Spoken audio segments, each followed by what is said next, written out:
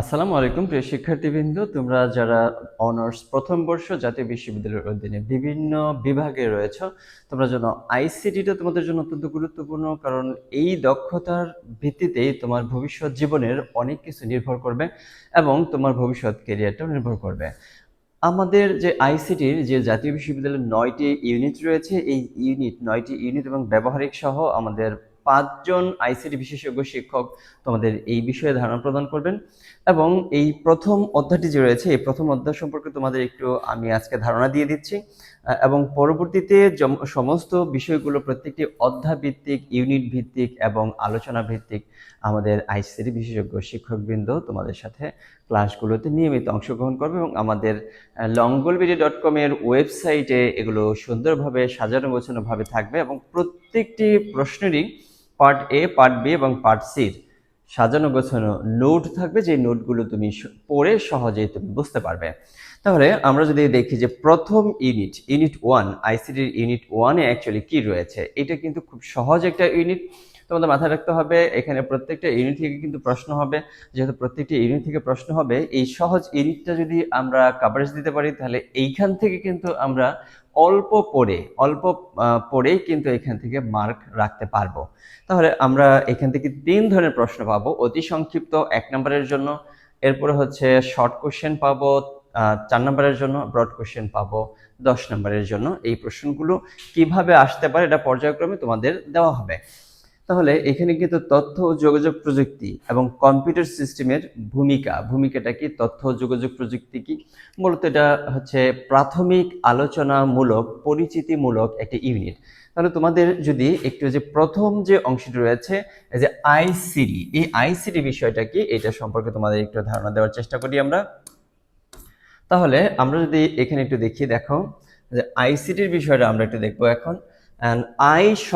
দেখো, আমরা দেখি যদি এই আইসিটি শব্দটা কিন্তু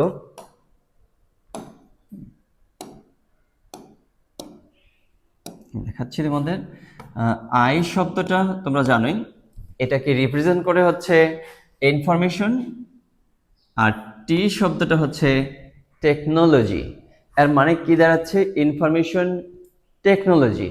এখন ধরো হচ্ছে আমার কাছে একটা ইনফরমেশন রয়েছে, যে আমি জানি যে এই অধ্যায় থেকে আমাদের এই প্রশ্নটা আসতে পারে, এই ইনফরমেশনটা আমার কাছে আছে। আমি এখন তোমাকে জানাতে তো হবে, তোমার কাছে আমি পৌঁছাবো কিভাবে? আমি তোমার কাছে সরাসরি যাই পৌঁছতে পারি, আমি তোমাকে ওভার ফোন বলতে পারি, আমি তোমাকে মেসেঞ্জারের মাধ্যমে দিতে পারি, আমি তোমাকে ইন্টারনেট ব্যবহার করার মাধ্যমে তোমার কাছে পৌঁছে দিতে পারি।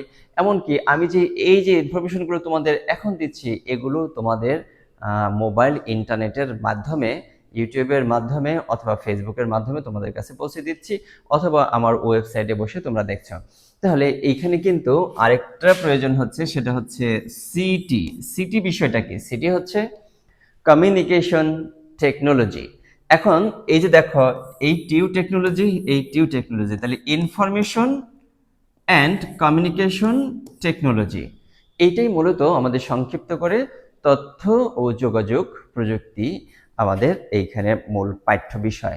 এই বিষয়টা আশা করি তোমরা বুঝতে পেরেছো। এবং এখন এইখানে মূলত প্রশ্ন কিভাবে আসতে পারে ইউনিট 1 থেকে কিন্তু অনেকগুলো প্রশ্ন আসতে পারে, পর্যায়ক্রমে ধারাবাহিকভাবে সমস্ত প্রশ্নগুলি তোমাদের আলোচনা করা হবে এবং এগুলোকে তোমাদের সামনে, এবং একই সাথে এদের পিডিএফ নোটগুলো, প্রশ্ন তৈরির পিডিএফ নোটগুলো তোমাদের প্রদান করা হবে। তাহলে তথ্য ও যোগাযোগ প্রযুক্তি বলতে কি বুঝো?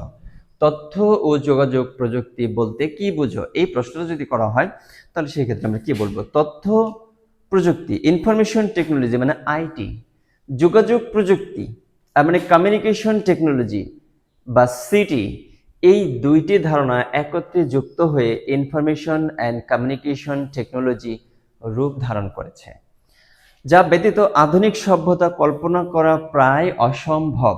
আমরা কিন্তু প্রশ্নটা কিভাবে উল্লেখ করবো সেটা আমরা দেখছি। এখন তথ্য ও যোগাযোগ প্রযুক্তি হলো এমন, এটা কিন্তু এখন হচ্ছে ধারাবাহিক এবং সুন্দর একটি সংজ্ঞা। তথ্য যোগাযোগ প্রযুক্তি হলো এমন সমন্বিত প্রযুক্তি ব্যবস্থা। এমন সমন্বিত কেন? তোমার কাছে শুধু মোবাইল রয়েছে, আমার কাছে শুধু ইনফরমেশন রয়েছে। তাহলে আমার কাছে মোবাইল নেই, তোমার কাছে ইনফরমেশন নেই, তাহলে এই দুইজনের মধ্যে তো সমন্বয় হচ্ছে না। আমার কাছে ইনফরমেশন মোবাইল রয়েছে, তোমার কাছে মোবাইল রয়েছে, তাহলে সেই ক্ষেত্রে দুজনের সাথে সমন্বয় ঘটানো যাবে।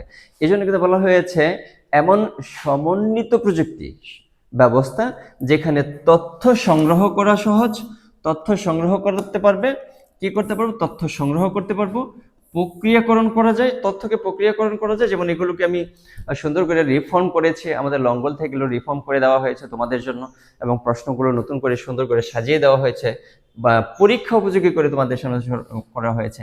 এখন এই যে এগুলো যে তথ্য আমরা সংগ্রহ করলাম, তথ্য প্রক্রিয়া করলাম, অনেকগুলো বিষয় দেখে তারপরে একটা নোট তৈরি করলাম, এগুলো এখন কি করতে হবে, সংরক্ষণ করতে হবে।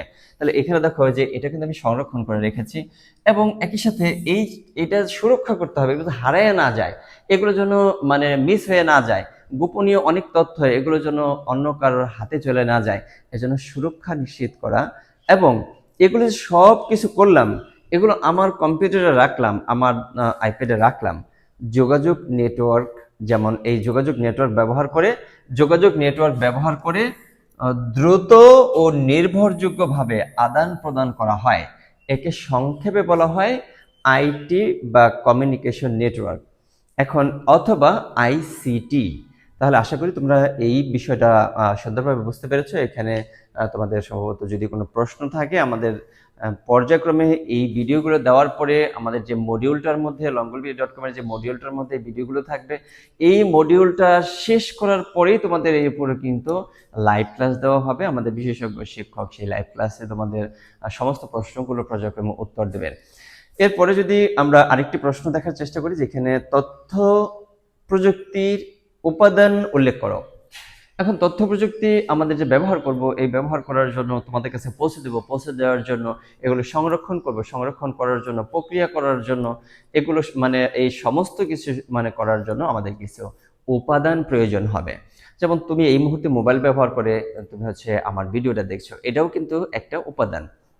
তাহলে এখন যদি আমরা একটু দেখি যে ইলেকট্রনিক যন্ত্রের সাহায্যে তথ্যের আদান প্রদানকে সহজ করে যে তথ্য যোগাযোগ প্রযুক্তি বলা হয়, তাকে কি হবে, ইলেকট্রনিক যন্ত্রের সাহায্যে তথ্যের আদান প্রদান সহজতর করে যে তথ্য ও যোগাযোগ প্রযুক্তি বলা হয়। পুরো পৃথিবী এখন মানুষের হাতের মুঠোয় থাকে, তাকে বলা হয় বিশ্বগ্রাম বা গ্লোবাল ভিলেজ। যোগাযোগের ক্ষেত্রে তথ্য ও যোগাযোগ প্রযুক্তি যেমন উপাদানসমূহ গুরুত্বপূর্ণ অবদান রাখে, তেমনি তথ্য ও যোগাযোগ প্রযুক্তির মৌলিক হিসেবে ব্যবহার করা হয়। নিচে তথ্য প্রযুক্তির উপাদানগুলো উল্লেখ করা হলো। এখন মূল বিষয় যেটা তথ্য ও যোগাযোগ প্রযুক্তির মূল বিষয়, স্মার্টফোন যেটা তোমার হাতে এই মুহূর্তে রয়েছে, তুমি যেটা দিয়ে আমার ভিডিওটা দেখছো, স্মার্টফোন, কম্পিউটার, আনুষঙ্গিক যন্ত্রপাতি। তাহলে এটাও কিন্তু একটি উপাদান, তথ্য যোগাযোগ প্রযুক্তির একটি গুরুত্বপূর্ণ উপাদান। একই সাথে একটা সময় কিন্তু রেডিও ছিল, এখনো রেডিও রয়েছে, এই রেডিওর মাধ্যমে কিন্তু তথ্য ও যোগাযোগ আমরা গ্রহণ করতে পারি। টেলিভিশনের মাধ্যমে, যন্ত্রপাতি, ফ্যাক্সের মাধ্যমে, এগুলোর মাধ্যমে কিন্তু আমরা গ্রহণ করতে পারি। এরপরে হচ্ছে কম্পিউটারের মাধ্যমে, ক্লাউড কম্পিউটিং এর মাধ্যমে, অডিও বা ভিডিও, যেমন সরাসরি তুমি ভিডিও দেখছো, এগুলোর অডিও হতে পারে, তাহলে এর মাধ্যমে তথ্য যোগাযোগ করা যায়। স্যাটেলাইট টেলিভিশন, স্যাটেলাইটের মাধ্যমে হতে পারে, স্যাটেলাইট টেলিভিশনের মাধ্যমে হতে পারে, কম্পিউটার নেটওয়ার্কিং এর মাধ্যমে হতে পারে, আধুনিক টেলিযোগাযোগের মাধ্যমে, মডেম, মডুলেশন ইত্যাদি, এদের মাধ্যমে আমরা কিন্তু কমিউনিকেশনটা কি করতে পারি, ব্রড করতে পারি, একে অপরের সাথে সংযুক্ত ঘটাতে পারি। এখন আমাদের একটা বিষয় একটু দেখতে হবে, এই যে ডেটা এবং ইনফরমেশনটা কি। এখন ডেটা এবং ইনফরমেশনের মধ্যে পার্থক্য কি, এইগুলো কিন্তু সংক্ষিপ্ত প্রশ্নের জন্য খুবই গুরুত্বপূর্ণ, এবং ব্রড কোশ্চেনের জন্য যেগুলো গুরুত্বপূর্ণ সেগুলো তোমাদের সাথে আলোচনা করা হবে। তাহলে ডেটা হলো কাঁচা তথ্য। এখন ডেটা শব্দটা কিন্তু এসেছে ল্যাটিন শব্দ, তোমরা জানো ল্যাটিন শব্দ যে ডেটাম, ডেটাম শব্দ থেকে এসেছে। এটা হচ্ছে সিঙ্গুলার, এই যে সিঙ্গুলার, এটা কিন্তু সিঙ্গুলার, এটা হচ্ছে তথ্য, ডেটা। যেমন ধরো এখানে তোমাকে বললাম 70, 80, 85, 90, এগুলো যে বললাম, এগুলো জাস্ট একটা সংখ্যা, এদের দ্বারা তো কোনো কিছু বোঝা যাচ্ছে না, এদের দ্বারা আমি কোনো কিছু ক্লিয়ার হতে পারছি না, এদের আমি আসলে অ্যাকচুয়ালি কি পারপাসে ব্যবহার করছি এটাও বোঝা যাচ্ছে না। আচ্ছা, ডেটা, এই ডেটা শব্দটার প্লুরাল হচ্ছে, ডেটাম শব্দের প্লুরাল হচ্ছে ডেটা। এখন দেখো ডেটা হলো কাঁচা তথ্য কেন, এখানে জাস্ট আমি তোমাকে বললাম যে দেখো 75, তারপরে হচ্ছে এখানে 82, 91, এগুলো একটা সংখ্যা তোমার সামনে শুধু তুলে ধরলাম। আচ্ছা, তাহলে দেখি ডেটা হলো কাঁচা তথ্য, সংখ্যা, চিহ্ন, টেলেক্স, ছবি, টেক্সট ইত্যাদি। মানে ধরো হচ্ছে স্বরে স্বরে ক খ গ বা এবিসিডি, এগুলো হচ্ছে জাস্ট একটা টেক্সট, বা এখানে ধরো একটা ওয়ার্ড। এই যে এগুলো হচ্ছে কি, এগুলো হচ্ছে ডেটা, যার নিজস্ব অর্থ বা প্রাসঙ্গিকতা স্পষ্ট নয়। এবং প্রক্রিয়াকরণ না হলে তার সিদ্ধান্তে তেমন কাজেও লাগে না, প্রক্রিয়াকরণ যদি না করা হয়। যেমন উদাহরণ হিসেবে যদি বলি ৭৫, ৮২, ৯১, কিসের সংখ্যা তা জানাই নেই, কিসের সংখ্যা তো জানাই নেই। তাহলে বুঝতে পেরেছো। এবং ইনফরমেশনটা যদি আমরা দেখার চেষ্টা করি, এখন ইনফরমেশন হলো প্রক্রিয়াকৃত ব্যাখ্যাগত ডাটা, ব্যাখ্যা করা হয়েছে, প্রক্রিয়াজাত করা হয়েছে, এটা হচ্ছে ডাটা। ডাটাগুলো যার অর্থবহ, প্রাসঙ্গিক এবং সিদ্ধান্ত গ্রহণের উপযোগী। যেমন একজন মানুষের কি বললাম, বাংলা পরীক্ষায় রহিমের নম্বর পাইছে কত, ৭৫। গণিতে রহিম নাম্বার পাইছে হচ্ছে ৮২, এবং বিজ্ঞানে নাম্বার পাইছে হচ্ছে ৯১। তাহলে এখন কিন্তু বুঝতে পারলাম যে এই ডাটাগুলো আসলে কার এবং কি, এবং গড় হয়েছে কত, ৮২.৭। তাহলে এইটা কিন্তু হলো কি, এখন কিন্তু এইটা হলো একটা ইনফরমেশন। হ্যাঁ, এখন কিন্তু এটা একটা ইনফরমেশন হয়ে গেছে। তাহলে ডেটা এবং ইনফরমেশন, এই দুইটার মধ্যে আশা করি তোমরা যে একটা পার্থক্য রয়েছে সেই পার্থক্যটা বুঝতে পেরেছ। এখন ডেটা এবং ইনফরমেশনের মধ্যে যে পার্থক্য রয়েছে, এই পার্থক্যটা কিন্তু আমাদের আসবে এবং এটা গুরুত্বপূর্ণ। এই প্রশ্নটা কিন্তু প্রায় 99% গুরুত্বপূর্ণ। তোমরা যদি পড়ো এখান থেকে প্রশ্ন মানে উত্তর কিন্তু তোমরা করতে পারবে বা করতে হবে। এই জন্য এটা খুব ভালো করে মুখস্থ করতে হবে। এটা তোমাদের মডিউলের মধ্যে রাখা থাকবে, সুন্দর করে রাখা আছে, তোমরা সেখান থেকে দেখে নেবে। উপাত্ত মানে ফ্যাক্ট, সত্য, যেটা হচ্ছে সত্য একটা ঘটনা, সত্য একটা বিষয়, এটা হচ্ছে উপাত্ত। কোনো ধারণা, বস্তু, শর্ত, অবস্থা ইত্যাদি ফ্যাক্ট, চিত্র বা বর্ণ ডেটার অন্তর্ভুক্ত। ধরো হচ্ছে আমি একটা চিত্র দেখাইলাম, তোমাদের একটা ডেটা দিলাম, কোনো একটা নাম্বার দিলাম, এটা হচ্ছে ডেটা।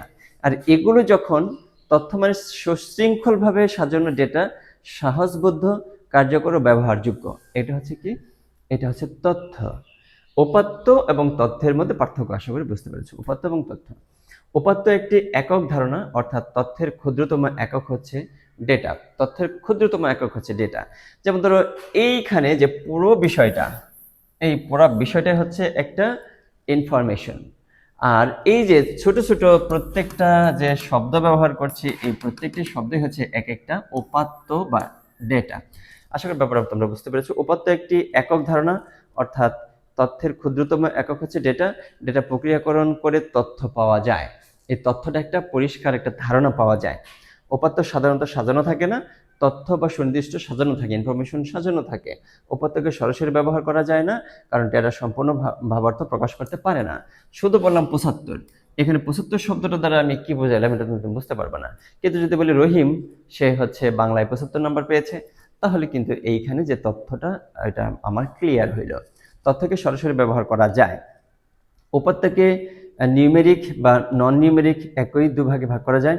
তথ্যের এই ধরনের কোনো শ্রেণী বিভাগ নেই, তথ্যের এই ধরনের মধ্যে কোনো শ্রেণী বিভাগ নেই। এইখানে উপাত্তকে দুই ভাগে ভাগ করা যায়, নিউমেরিক এবং নন নিউমেরিক। সকল উপাত্ত তথ্য নয়, সকল উপাত্তই তথ্য নয়, সকল তথ্যই উপাত্ত। মানে সকল ডেটাই কিন্তু ইনফরমেশন না, কিন্তু সকল ইনফরমেশনগুলি কিন্তু উপাত্ত বা তথ্য। উপাত্তকে প্রক্রিয়াকরণ করতে হয়, আর তথ্যকে সাধারণত প্রক্রিয়াকরণ করেই তারপরে আমরা পাই, প্রক্রিয়াকরণ করা অবস্থায় পাই। উপাত্ত তথ্যের উপর নির্ভরশীল নয়, তথ্য উপাত্তের উপর নির্ভরশীল। আর মানে কি, কোনো ডেটা ছাড়া ইনফরমেশন হবে না, এই ব্যাপারটা তোমরা বুঝতে পেরেছ। উদাহরণ হিসেবে বলা যায়, কোনো একজন ছাত্রের পরীক্ষার রিপোর্ট প্রত্যেকটি ডাটা এন্ট্রি করতে হয় এবং একটি উপাত্ত। সমগ্র রিপোর্ট কার্ডটি হচ্ছে ইনফরমেশন বা তথ্য। তাহলে এই চারটি প্রশ্নের প্রাথমিক যে আলোচনা করা হলো তোমাদের সাথে, এবং এগুলো শর্ট কোশ্চেন হিসেবে গুরুত্বপূর্ণ, একই সাথে ব্রিফ কোশ্চেনগুলো যেগুলো প্রয়োজন সেগুলো এই মডিউলের পরেই তোমাদের প্রশ্নের যে অংশ রয়েছে সেখানে রাখা থাকবে, সেখান থেকে তোমরা দেখে নেবে সুন্দর করে।